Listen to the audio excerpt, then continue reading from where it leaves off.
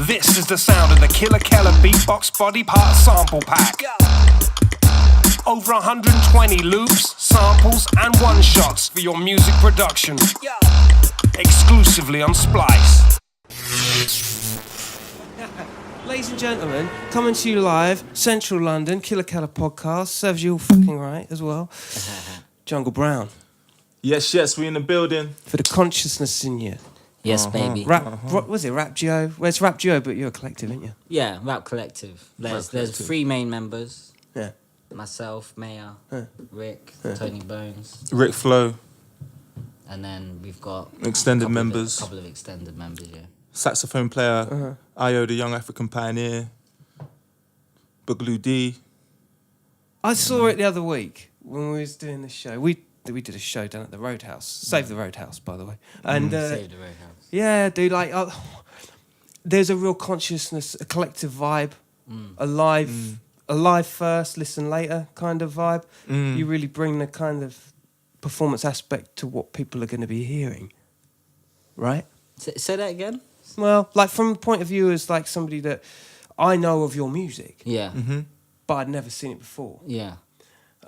Going to one of your shows, I can totally see how people will be attracted to your live show first and then go and discover. Okay. Do you get what I'm saying? Yeah. Because you've got a lot of action going on stage. There is a lot of... You guys have got a great rapport. And then you've got like all these different elements to your live show that goes way beyond, you know, the DJ karaoke thing. Yeah. Well, I guess we've been doing this for like 10, 15 years. So just like, I guess just the practice of just us just building up how to do our live shows. And even at our launch party, we just had to make sure it's like the best gig that we've ever done. So just, practice makes perfect. I think we come from a space where your show was important. Do you know what I'm saying? That was like a big thing, like your show. Like, because we was doing it before the digital thing even really popped off properly. So that was our mindset, and it's just, and following that, and also coming behind some legends, like doing like warming up for like De La Soul or something. And obviously their show is like it's the thing. Yeah. So we just, that mindset is instilled in us. Whereas I think some people come in the game and the show is just, I'm here to make some money. Or like, I'm here to just do a show. Do you know what I'm saying? It's not like, it's not part of the whole spectrum. Yeah. Definitely. Seeing De La Soul, Big Daddy Kane, and even, Ghostface, that just made us take our show to the next level just because we're just witnessing these legends and seeing how they do their magic, you know what I mean? So, Yeah. I was speaking to Illaman a couple of weeks ago, and we were kind of highlighting that point of, you know, your set skill when it starts live, doesn't it? Everything starts live. You've really got to, that's how you connect with people, isn't it? Yeah. It's really it's your poster. Yeah. 100%. I remember seeing Sway back in Bournemouth like years ago, and Up Your Speed era. Yeah, and I just remember being like, "Yo, this guy is sick!" Because I didn't know what. I never really been to many shows. That was maybe like my second show I'd like seen a rapper performer. I was like, yo, and he would do little things like cues, like he'll tell a story, but that leads into the song, you know what I'm saying, all them little things. I was like, yo, like, and I remember thinking like, wow, imagine being able to do it like that. So, yeah, man, it's like those moments, like, okay, they set you up for like to do bigger. It's crazy when you think about like at that time. It's not, I don't even see it as a gold. There's still some gold out there. Like you guys, clearly, you know, you're doing your thing, and there was a time where it was all about the status of like when you kill it at a show, or when you see someone kill it at a show, that is just like I want to be that. I want to be that. Yeah. You know, I don't know. I just feel that. I still feel that now when I see somebody like really nailing it. I'm like, that's why I do it. That's why I like doing it. Yeah. 100%. Because, like, the show is like, a good show is a moment that it can't be repeated. Like it's just that moment. Like, you can't just go, next week, like you can't recreate that night. Like, that show is that show. Obviously, you can see the artist again another time, but you can't. Like, I remember when I saw J Electronica, and people walking out going, "That's the best show I've ever seen." Oh, mate, J Electronica, dude. Like, it was at XOYO, and it was like, it was just insane. Like, it was like he just was a mad guy, and it was like, I could never see that again. Do you know what I'm saying? That was that. So that's forever with me. So it's a big deal. Yeah, absolutely, absolutely. Where'd you guys hail from? Where's your home?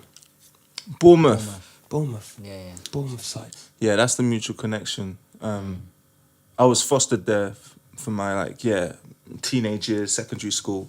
But yeah, we all met mutually through just the love of music, I guess. So even like I met Tony. He knew me from around the way as being a rapper, but I didn't even know he was a beatboxer. But I was going to get my hair done. Tony's a producer, by the way, though. Tony Bones. Yeah. He just come up to me and started beatboxing. And then, I spat a few bars. Back then I had garage bars. And then that's how we first met. And then we made a tune back in 2006, MySpace days. Yeah. And then, we all just come to London for the bigger dream, really. And then we had another studio with a guy called Will Light. Shout out to Tunnel Light. And after that, we got our own studio together. The MCs and Tony. In town. In town, yeah. Yeah. We're in Wembley. Been about 10 years now. Wembley. Well, yeah, that's right. I remember you guys saying it's just up the road. Yeah. Yeah, that's it. But you live in Hackney now. I live in Hackney, yeah. And I'm all over. you're all over. He's the party boy, right? He's A all nomad. over.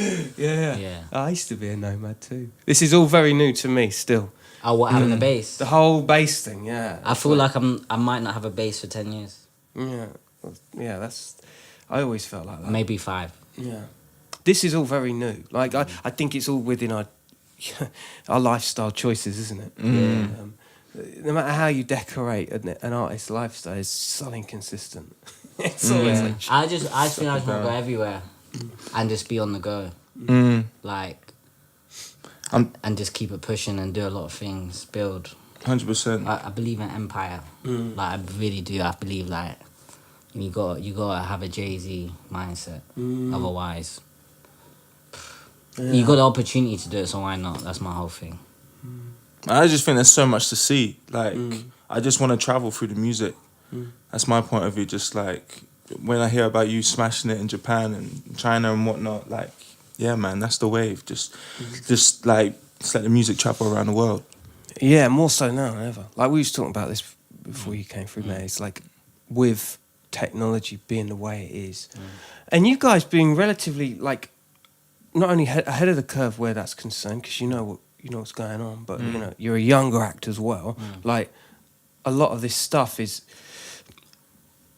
it becomes quite intuitive, and it allows you to be everywhere at any given point. You know what I mean? Yeah. For all of us. Yeah, But more so as a new actor, you're just like, by the seat of your pants, like trying to, you're garnering momentum and things are building. It's like, before you know it, you are being heard in Germany. Yeah, exactly. Yeah, real talk. Yeah. Like, we got an email a couple of days ago from a promoter in Bulgaria, and he wants to get us out there. And then, there's another festival that we got messaged about a few days ago as well, and it's just like, and even when we look at like where people are streaming our music on Spotify, it's just like Germany, States is our second biggest like territory.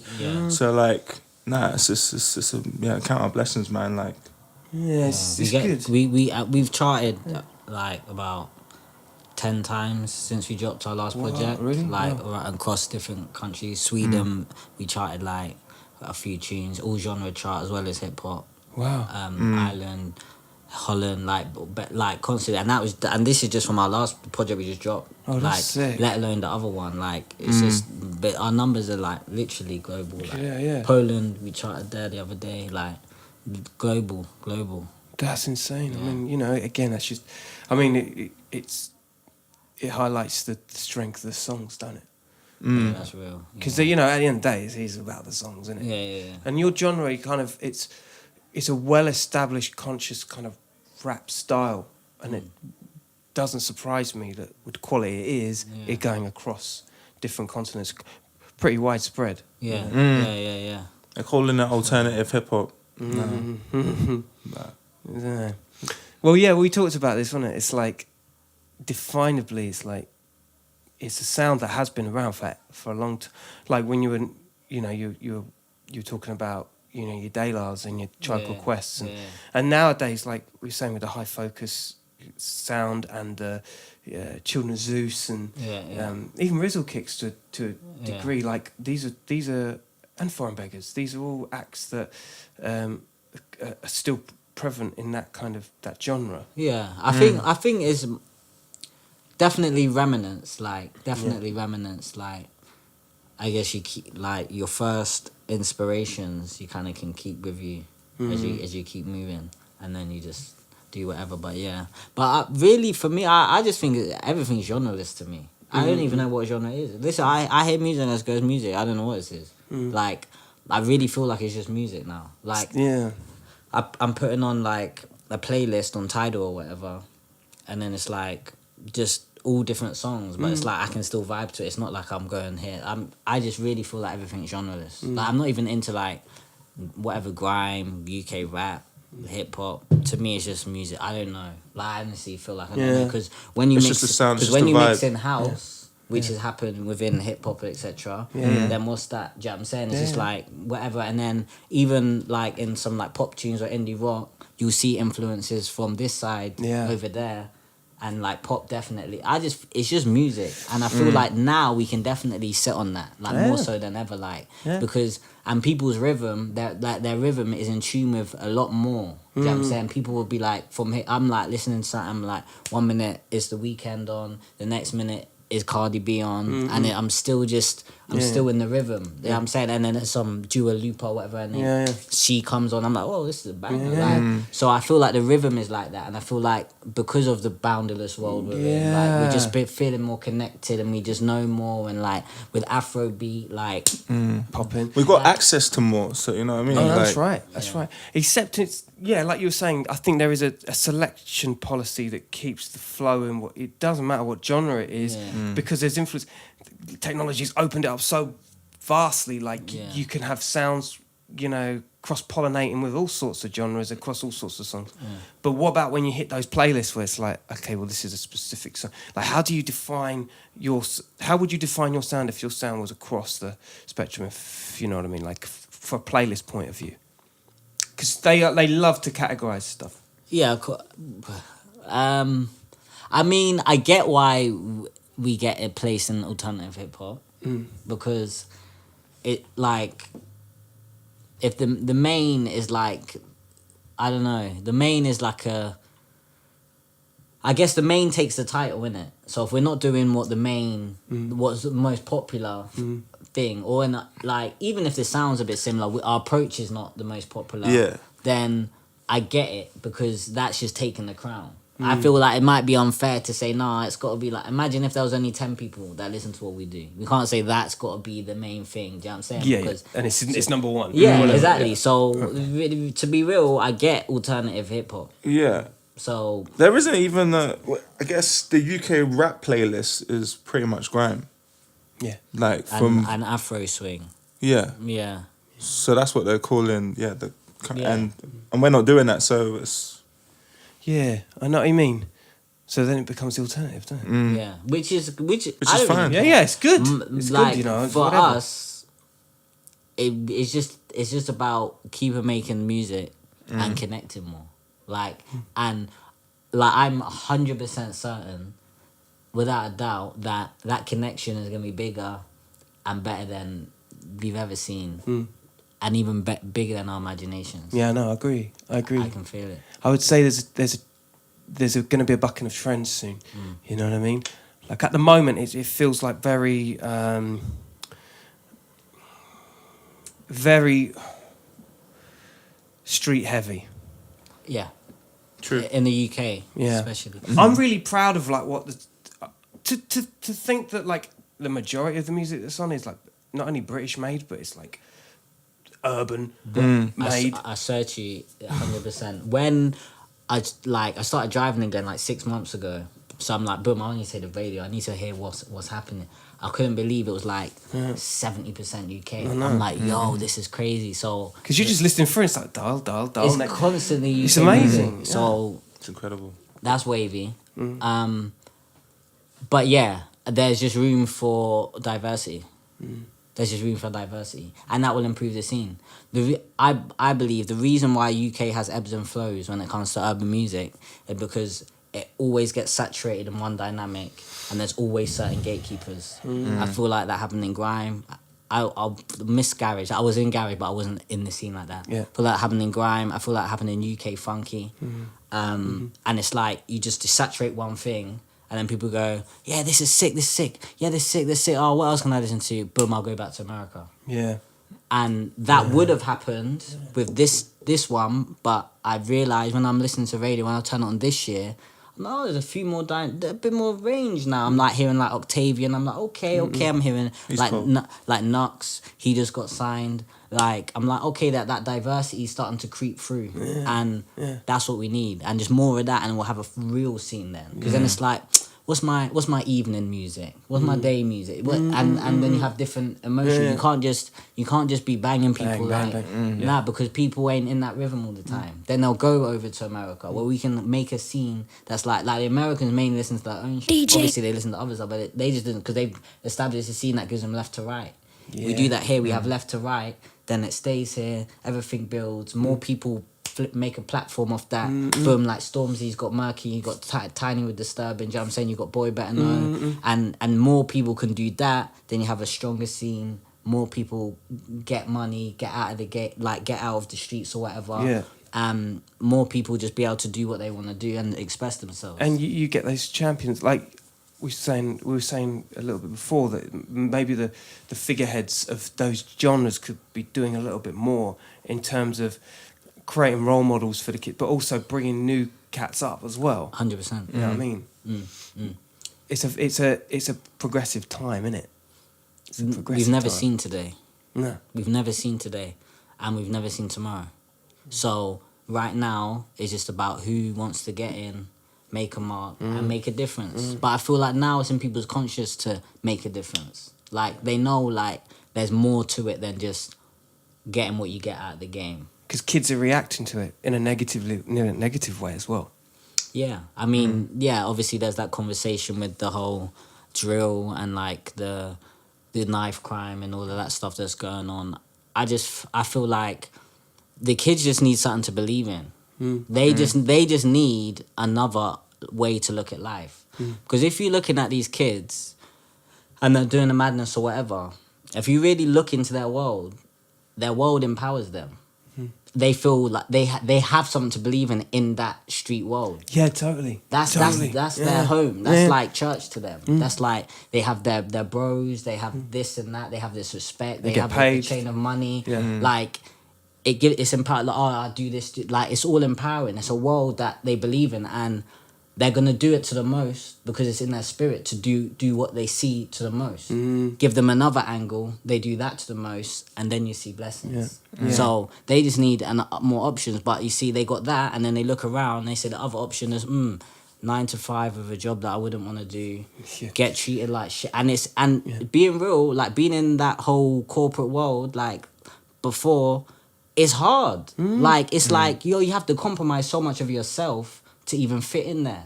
So it's like they're looking at that like that. Like, and do you know what I'm saying? It's not even a sexy option.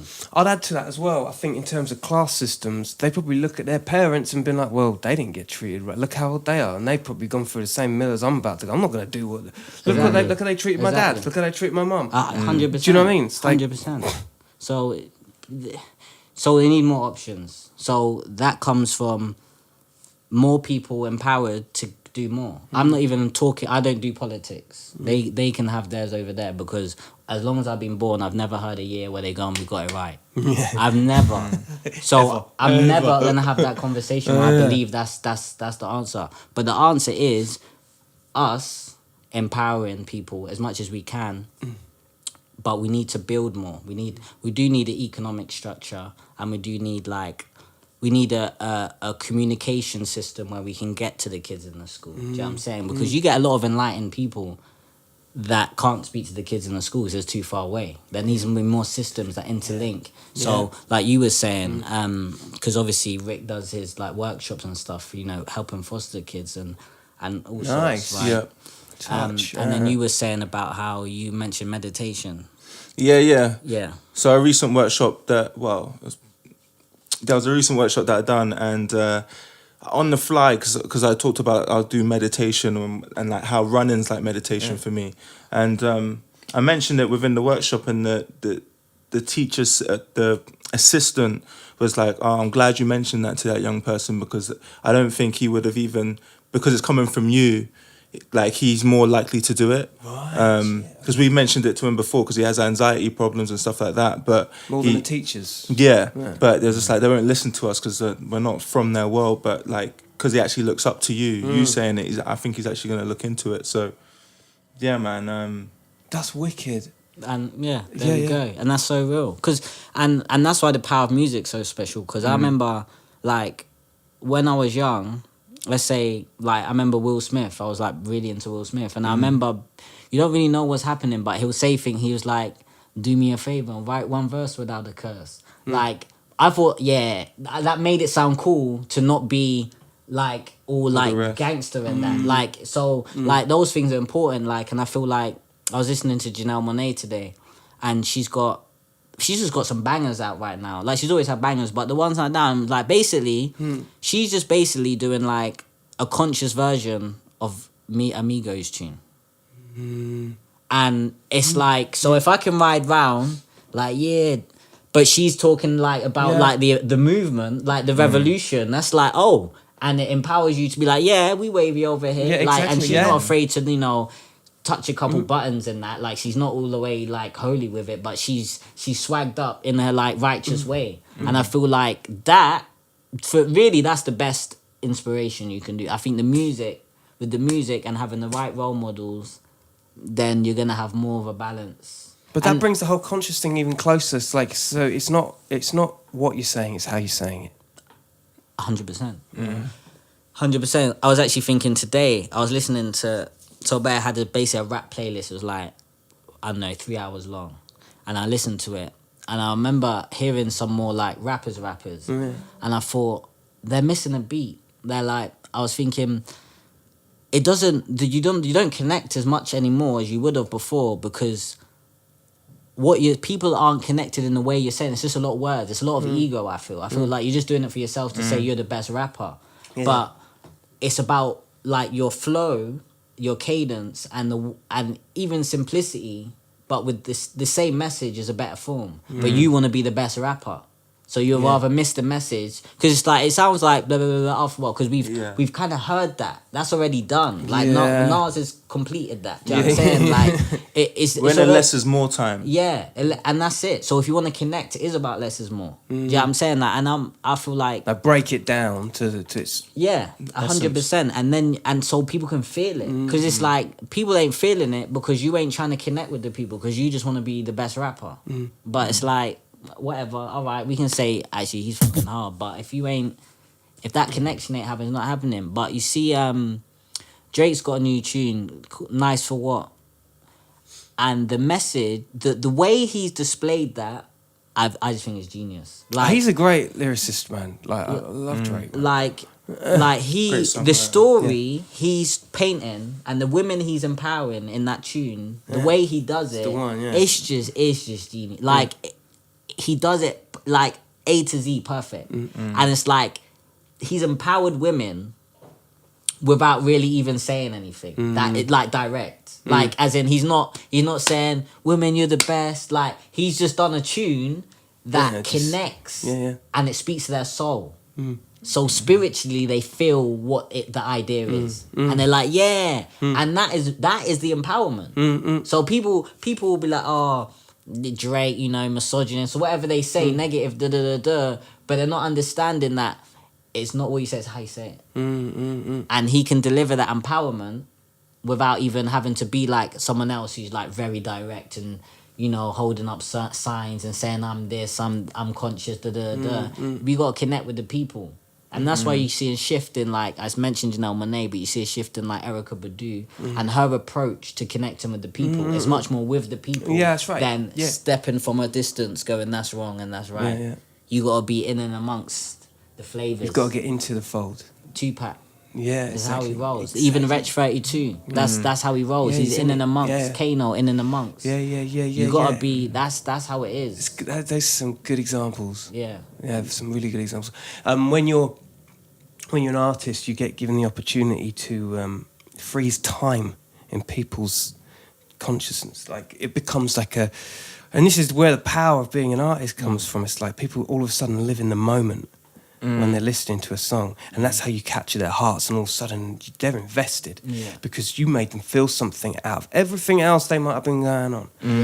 And when people say something like you say about Drake, it's like it really isn't what he said, it was how he said it. And it was that moment kind of it would give a sense of strength to anybody listening to it, particularly if you feel And when that. they go back to that tune, whether it's like 5-10 years time, they'll always remember whatever that was going on in their life in that moment 100%. as well. That's how it goes. Create memories with tunes. That's how it goes. So what was going on in your lives growing up?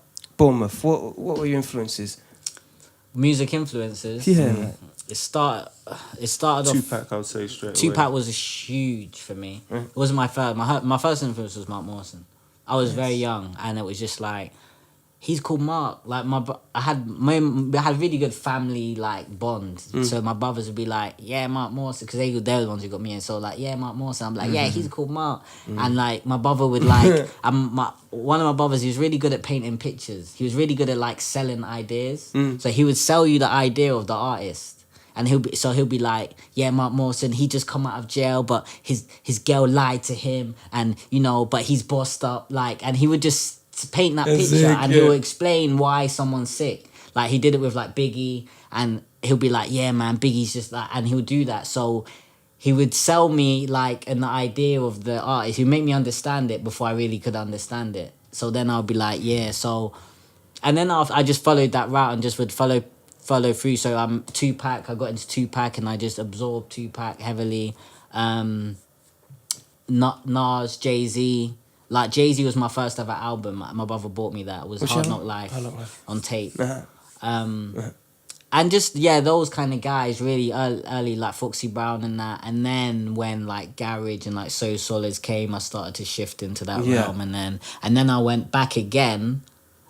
And then I went to like the Wu-Tangs, and I started to understand like the Ghosts more deeply, and then now I'm just everything like UK heavy and US heavy, just everything. But yeah, that's how it was when I was younger. But initially, my music love was high life music, which is Ghanaian music. My parents, Gotcha. yeah. Right. From the rap point of view, it would have been Will Smith would have been the early tape that I got. I think I got that from my football manager. Which one? Getting Jiggy with it. yeah. Yeah, I got that on tape, and I rinsed that tape, learnt the lyrics inside out. I was exactly the same. Fresh Prince was me too. Yeah, man. Summertime album, I was just rinsed it. Yeah. And then I got Big Willie Style. I remember getting that on tape, rinsed that, and then I was just doing it in the school talent shows. Won a few talent shows in a row, just doing Getting Jiggy with it. What else? What other tunes? There's a few other tunes anyway. And then I guess I just got deeper into rap. So then like Nas was a massive moment as well. And then Mobb Deep. Yeah. I rinsed Hell on Earth, that album. That was a great album. Love that album. But I loved Busta Rhymes' Animatedness. I think I had the Genesis album. I think People it was sleep on called. Busta was so good back then. He was just like such a animal. He was just like I went back to a couple of videos recently, and I thought to myself, man, no one told him to do that. He did that. He was just like that character. Yeah. How do you even go about branding yourself with that? It's like, Exactly. felt like everyone else was copying him after he did it. You know what I mean? Yeah. Crazy, I kind you of know? missed Buster's. Like, I only remember like Give It to Me. That's when I started to deep him. Yeah. Like, I don't say I've listened to really? anyone unless I listen to the album. So it's not like I hadn't heard him, but unless I've listened to your album and absorbed you, I haven't. So I've never deeped Buster like that. I've just obviously I listened to him. I know he's sick, but I never. I remember his never had a videos. Busta moment. His videos were epic. Ooh-ha, But then yeah, I remember. Hype Williams was the man back then. Just Yeah. like he owned most of it. He created the vision of what hip hop was supposed to look like back He then. did, yeah. You know. Everyone was on him. Everyone was on him. And then the whole kind of Neptune's era. Were you into like the Neptune's era? Yeah, Pharrell. Yeah, Kanye was huge for me.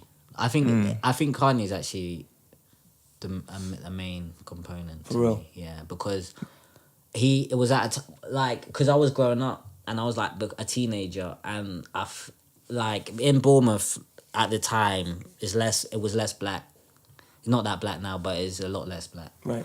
And then I just felt like there was just a lot of pressures like about my identity, and I never caved in. I'm always very sure of myself, but it was good to like have like Kanye as an example because he was a superstar of just someone who didn't have to be a gangster. Like I didn't didn't conform. Yeah, like I didn't because I didn't even like fighting. Like if I've got a fight, I have a fight. But like it doesn't make me cool. Like I was never like I never was into it. Like but being black, obviously, because it's a very fighty culture in Bournemouth. But being black, it's more like you gotta be a G. Yeah, Like, do you know yeah. what I'm saying? It was like Okay. it was extra. I understand. Do you know what I'm saying? And I was just It's more that into- South Coast kind of thing. Lager beer, curry fight.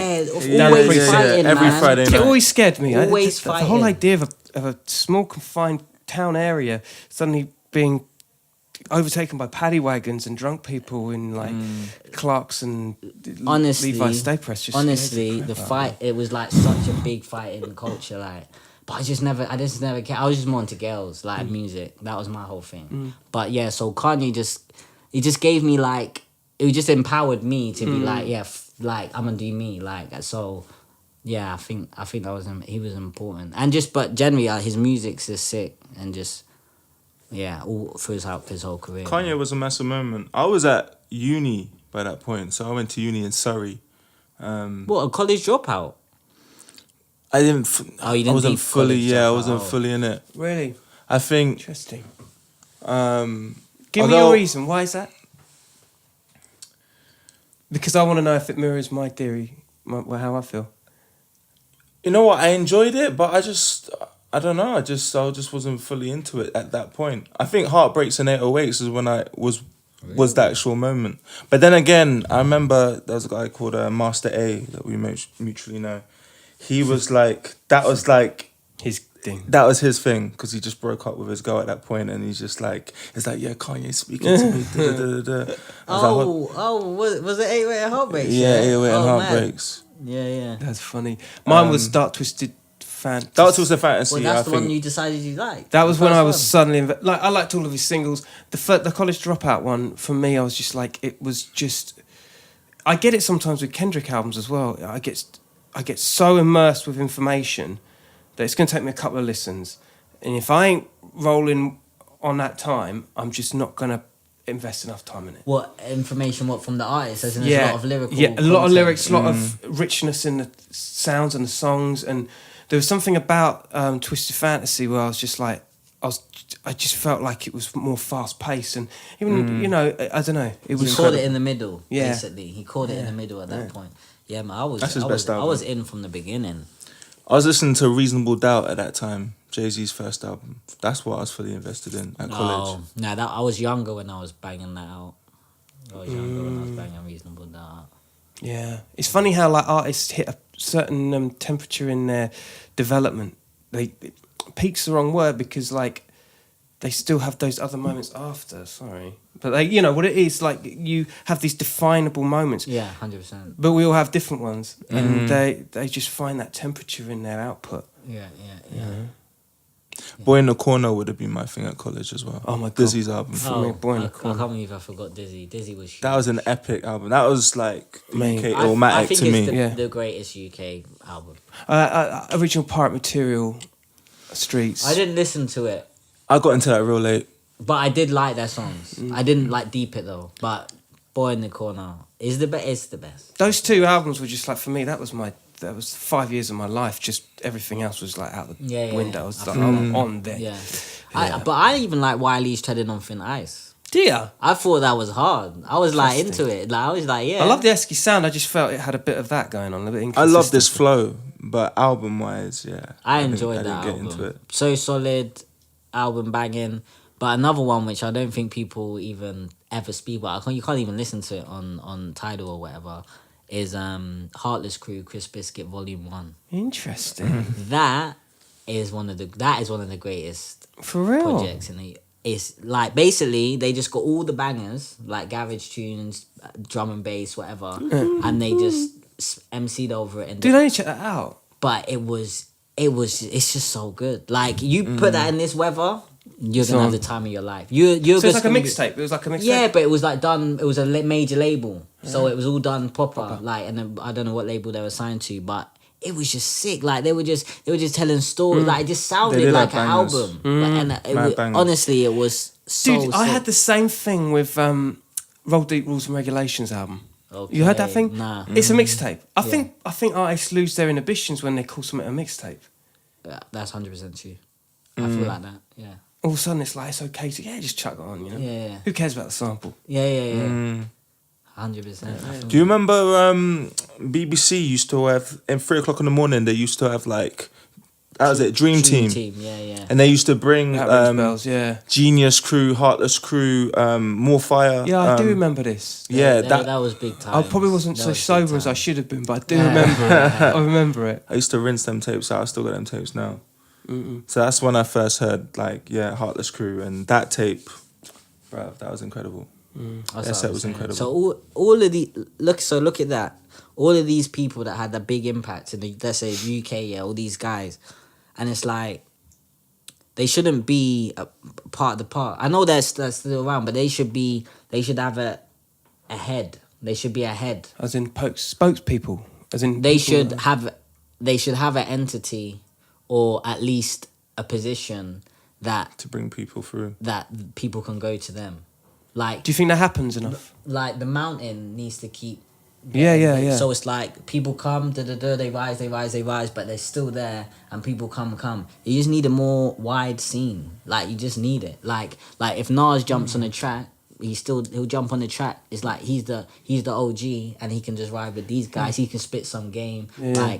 Like 50 with 6ix9ine or That's what 100%. Nas with Davies. That's what I'm saying. Like the UK needs more of that, and it's like obviously now is the time to do that. Basically, like it's whatever. Forget the past, but like right now, whoever's here, whoever's got the biggest platforms, like they need to put that in the ground. Didn't Neutrino do a tune with somebody recently? Yeah, they did. I can't remember who. So Yeah. when they did that, I was like, man, Was that's it fucking was cool. it wasn't Ocean Wisdom? No, Made that up. no. No, but he's also It's been doing Fetty. Fetty, that's it. Fecky, Yeah, that's it. Fecky and Fecky. Neutrino. Yeah. Yeah. Fecky, that's it. I was well impressed with that. I thought, that's wicked, you know. It's like a little ode to his growing up sort of Yeah. thing. Dizzy did the same with Fecky as well. Like his comeback was with Fecky, and they did like a remix of one of his Boy in the Corner tunes. Really? Yeah, it was Still Here. Still here. Yeah. You want more of that? You guys want more of that? I just want more of an establishment. Like I'm business and music, as I'm passionate in both, and I just feel like business keeps the music running. Do you see what I'm saying? So why did the UK have a gap of whatever? It was because there was no business. Yeah. It was just like no here's industry. loads of music, and you can't let the gatekeepers and the major labels be in charge of everything. Like because it's like 1 minute they love you, 1 minute they won't. You can't just be like, and then one day they love you. Like okay, it's the same thing what happened in television. Yeah. It's the same thing what happened in television. You see now like Black Panther and like these black TV shows that you get now. There was a time where you could see black TV shows. And Yeah, then, yeah, and then then all they of a sudden decide. it's Do you know what I'm disappeared. saying? And it's the same with the I agree. the Grammys, Right. right? So Yeah. the Grammys a few years ago, whatever, were like cool, and then one year they decided to just not vote anyone in, and it's like, oh, but Grammys, what are you doing? Yeah. And then they'll be like, all right, here you go. It's like you can't be playing like that. Yeah. That's like you're a child. Like you gotta go. Okay, boom. That's how it goes. This is what we gotta do. Do you think it's trends, that sort of Ooh, activity? It's puppet. It's a puppet master. It's because the industry are controlling what the demographic get to see. It's a game. Come on, what you don't think they're gonna realize? What do they call it? Oscars so white or whatever. It's a game. They're just like, you know what? Let's fuck for a week. Fuck them this year. It's just a And spin it while we're doing it. Yeah. Like you can do what you. It gives them press. It gives them Exactly. mad esteem. Yeah. Then the next year, look, we put blah blah in. Like it's just a game, and it's just like it's almost a disrespect. And it's like, how long are you going to take that Because disrespect? we all play up to it too. Yeah, of course. Because we're not empowered enough to, as individuals, as a community collective. Yeah. We're not empowered to like clock that and see it's an Yeah. obvious thing that it's an industry thing. Come on, you know how smart they are. Do you know why I realised how smart that the establishment, these big organisations are? When I went to university, that's what brought me to London, and I just stayed. I went to university and I studied public relations with media and culture studies. Now, the media and culture studies aspect of that course, it just really taught me about the inner workings of psychology, how the media works, how society structures work. And I realised how in-depth they understand the mind of people and the societies and communities. So I thought to myself, if at degree level, I could understand why anyone would do something, then the governments and organizations, they know even more the inner workings of someone's mind and how you can control them. So there's no, we don't know the solution, or this ignorance that seems to be like thrown around, like we don't know what to do. Oh, there's an epidemic, or No, there's reasons why people operate in certain ways. Like you say, you take away the more impoverished an area is, there's going to be more crime. You take away their opportunities to step outside of crime, there's going to be an increase in crime. They know that. So they do it, and then that will happen. They'll be like, oh, yes, it's a shame. We don't know what to do. Like, it's just played this ignorant game. And then in the meantime, they're doing something else to kind of rig something. Is that what you're saying? As in, yeah, like... for want of a better whatever term. it is. Like, the point is, everybody knows. Do you know what I'm saying? And we, as a public, keep following the trail. Like, oh, no, look. Like, we act as if it's all in ignorance.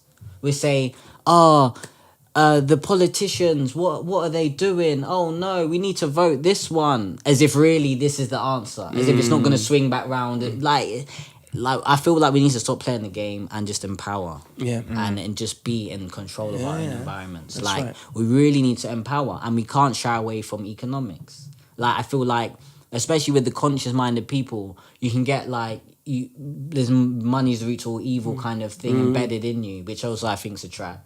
So Okay. There is a trap. I believe that. So it's like Elaborate. the idea that money is wrong. If you say that to a poor person, they're just gonna stay poor. Right. Yeah. Okay. They're gonna, and it's not that the importance of money is the most important thing in the world. I do believe your spirit and your soul and your nature of who you are is the number one. Number two is the money, because if you haven't got money, then your soul is gonna feel pretty impoverished. Absolutely. If you don't eat, I don't know what's It's happening. like that we suffer the same peaks and troughs. Well, that's because we were saying that earlier, wasn't it? Exactly. So when I say it's a trap, it is a trap. I believe that it's an idea that's been instilled throughout media, throughout religion, that keeps poor people poor. So we're saying we need to empower ourselves. We need industry. We need organizations. We need to be able to invest in the youth. We need to invest in people. Well, you can't do that if you don't think economically. So it leaves us trapped. It leaves us trapped and poor. So them ebbs and flows that we get, like within music, where like the industry empower for a few years, and then they take a step back. Well, as soon as they stop the money, then there's no money. Then everyone's poor again. It's still the same. What about the kind of policing, like you were talking about, that community spirit of, galvanizing together and coming up together, building a system. How does that fall in the kind of policing of?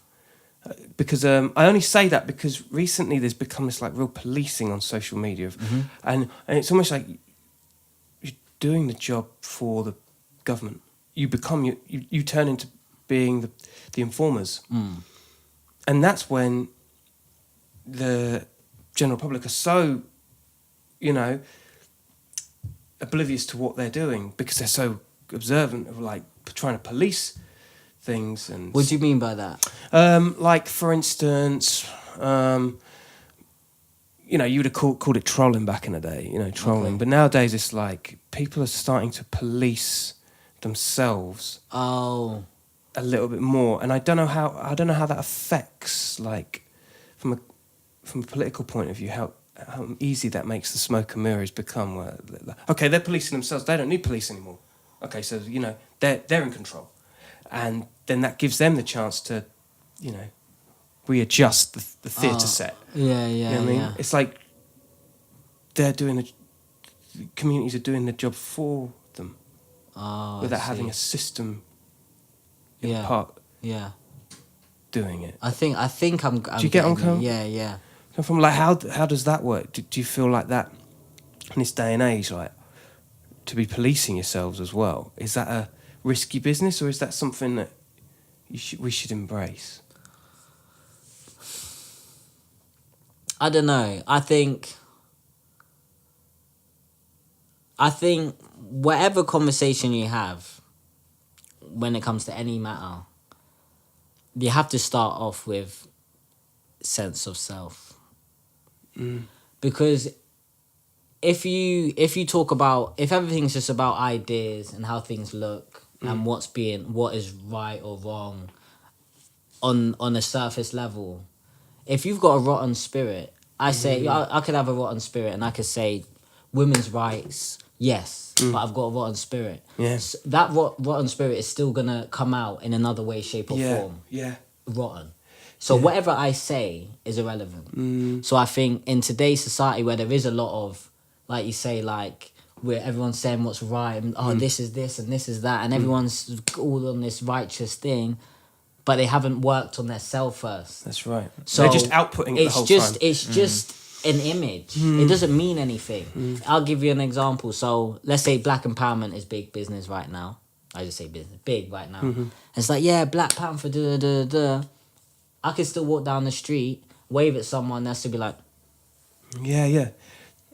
Totally. So what you're saying, so essentially, is like it's progress, it's its own organism, and we're in this place right now where we're not at its right place in judge people's opinions being judged on their own personal qualities. Like if we just don't know where we're standing at the moment in terms of people's what their values hold and what their motives in saying the things they say.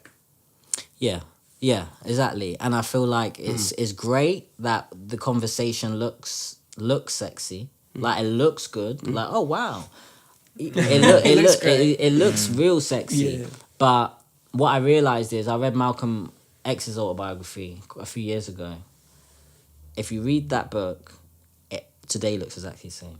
As in, not right today, let's say 2 years ago, before all the conversation. It looks exactly the same. The issues are exactly the same. So I say to myself, okay, and then you had the 70s where like you had the Black Power movement and the Black Pride and the consciousness and the girls had their hair out and they felt proud to be black and The say whole they're thing, African. yeah. So we've been here. Yeah. So it's not new. Yeah. So what? So Trends. yeah. So but that happens because inside it's not the truth. It's just a statement. level. It's just a conversation. Oh, I'm gonna say this, but do you believe this? Do you feel this? Is it coming from you? And I feel like everyone doesn't need to be told what the answer is. Everyone needs to look inside and just figure out what they want, what they want to do. They figure out where they want to go. They figure out maybe religion isn't as black and white as it is. Maybe I'm gonna look around. It's not up to somebody to say, look here.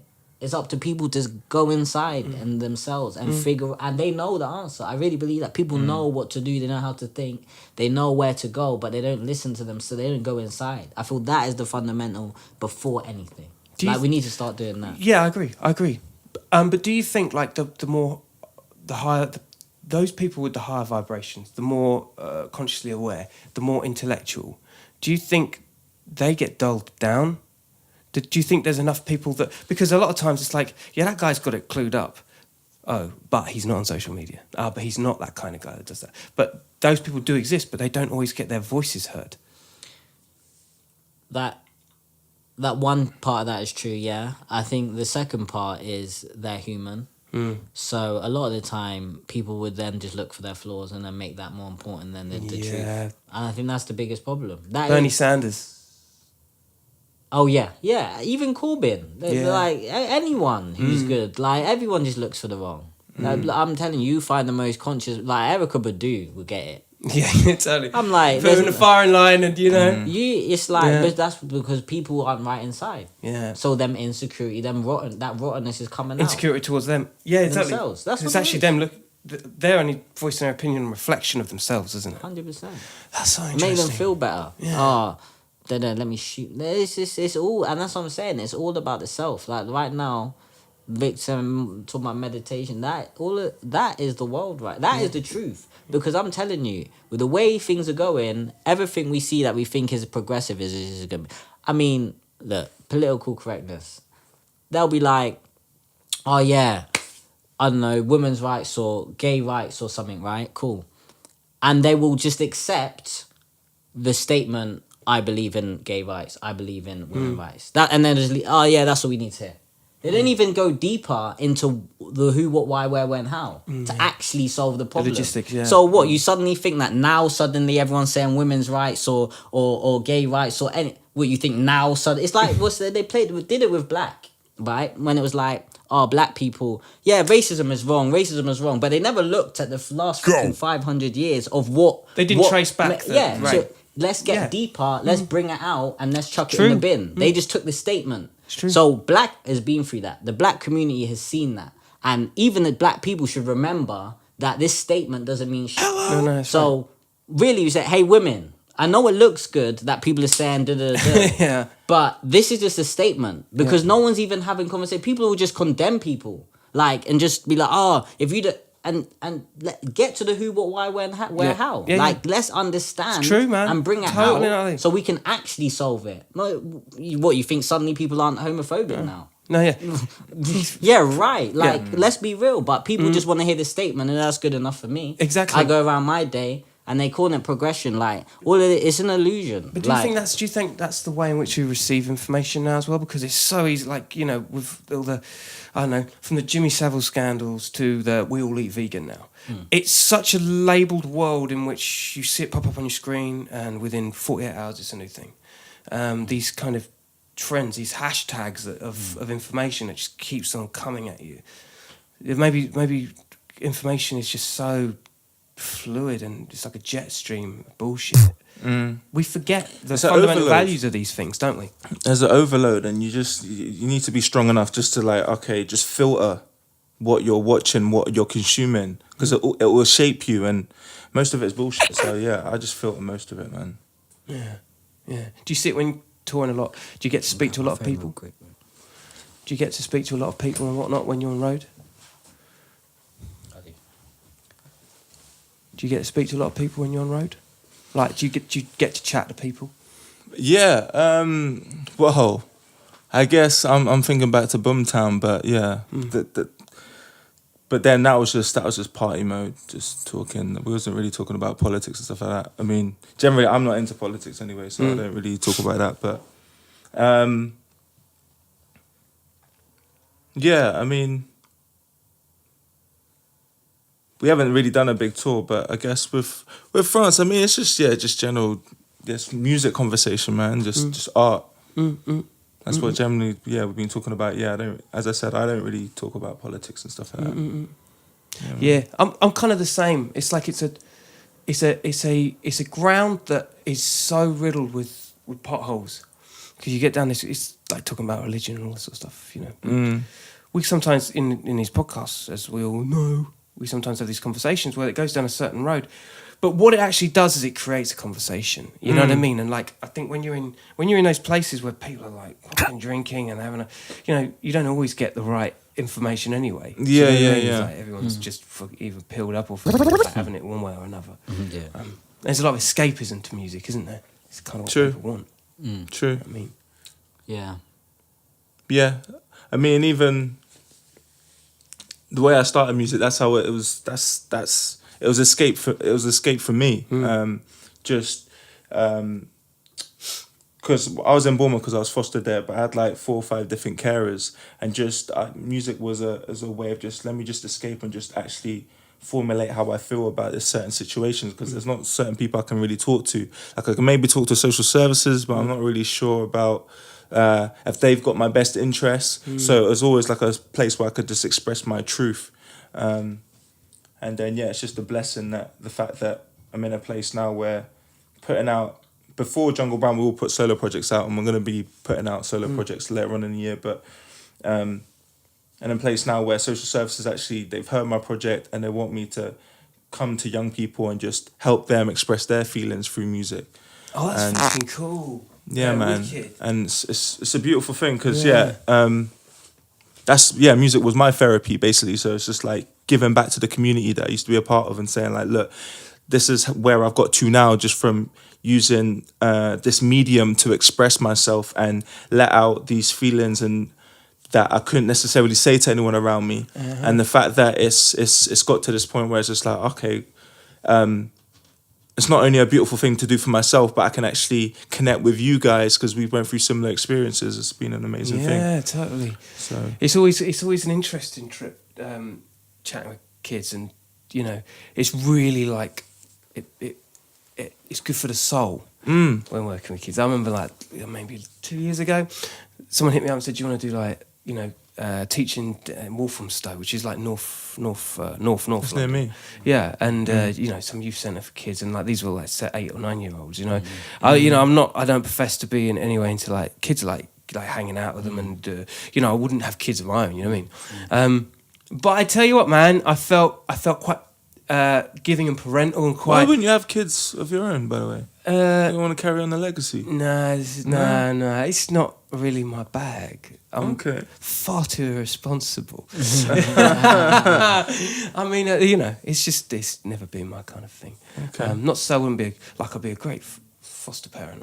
We haven't problem with that. I think the whole idea of like having your own kid after being made for yourself, that thing just scares the living daylights out of me, man. I'm like, whoa. So you would be more interested in being a foster parent? Yeah, totally. I'd way more. So this was Amazing. when I'm there with like these kids. It was my first proper taste of like connecting with people, young adults, and showing them something that back when I was in a youth centre, people never took what I used to do seriously. But I'm beatboxing to these kids, and these kids are just picking it up. You know what I mean? That was my first actual connect. So I know where you're coming from. It's a really it's a liberating feeling. Isn't Yeah, no, it's amazing, and it just lets you know that this is bigger than yourself.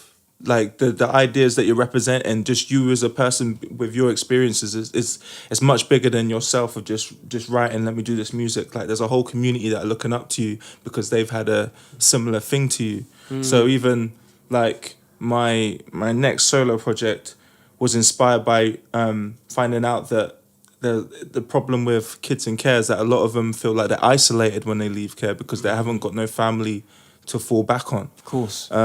So it let me know that, like, let's say my first project was when I was in care. It's like the story's not over yet. There's still topics within this niche that I've lived in that still needs to be expressed to the community to make them feel better about their situation and represent them. So yeah, my next solo project is called Home, and it's going to be exploring what the idea of home is to someone who's been in care. So But you know what's fucking awesome about you guys, and this is only through getting to know you and getting in deep on this here, is regardless of like whether your political views or your personal views stick individually when this interview comes out, what's great is together you meet totally balanced in terms of what your music says. It's like political, personal.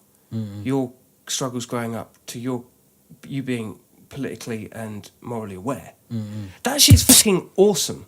I don't know many people that I are never doing even that. thought of it like that. Yeah, you guys coming together, it's like you form a kind of you speak for a very conscious audience that, and even the ones that I don't know, even to get to know you like this on this level, it's like, yeah, it's very interesting, boys. Very good.